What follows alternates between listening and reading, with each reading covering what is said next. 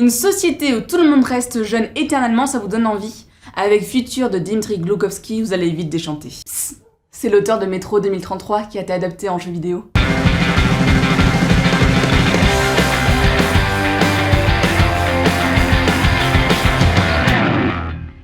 L'intrigue se déroule dans plusieurs siècles, à une époque où laquelle l'être humain manipule son propre génome pour obtenir la jeunesse éternelle.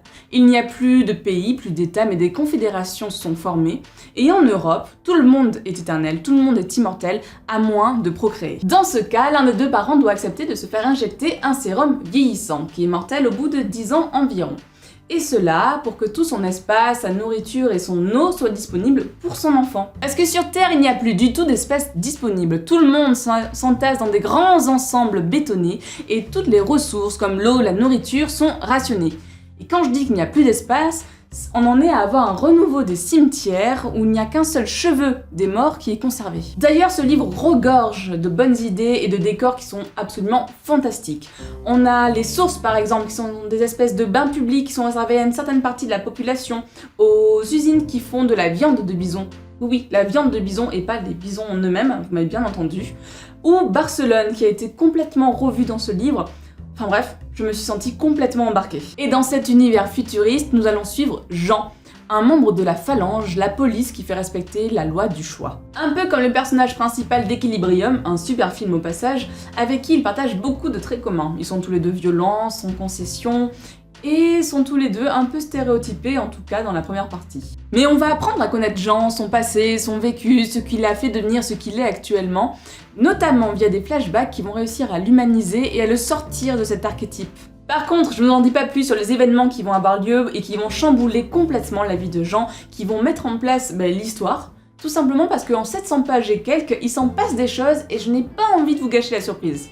Et ce monde d'immortels va permettre d'aborder plusieurs thèmes, comme par exemple la place de la création artistique et la valeur qu'elle a, mais aussi les valeurs familiales et leur place dans ce nouveau monde.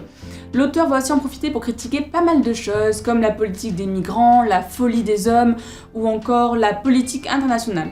Par exemple, il y a eu une guerre nucléaire entre l'Inde et le Pakistan, on va avoir les réfugiés des deux camps qui sont réfugiés au même endroit, et pourtant, ils vont continuer à se faire la guerre, mais à petite échelle.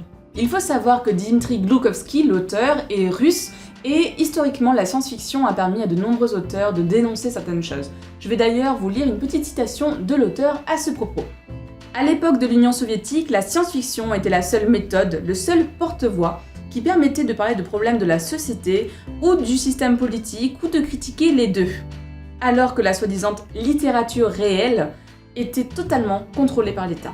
Malgré la taille du bouquin, c'est un livre que je recommande énormément. Il se lit vraiment très bien, de nombreux thèmes sont abordés et vous allez découvrir des décors majestueux. Le défaut que je peux trouver à ce livre est la présence et plutôt la place accordée à la femme. Maman, putain ou femme-objet, on peut pas dire qu'elle soit vraiment valorisée. Il y a quelques petits rôles secondaires, même tertiaires, qui sortent un peu du lot, notamment une chercheuse qui est un peu plus importante que les autres.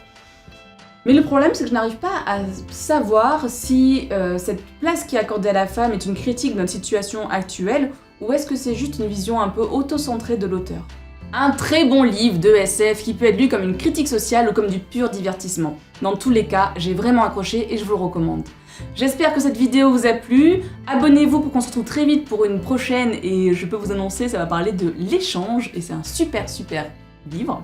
On va aussi aller à Angoulême avec Timothée au festival de la BD, donc si vous y êtes, n'hésitez pas à nous faire signe, on sera ravis de discuter avec vous. Et puis voilà, à très vite, laissez-nous des commentaires.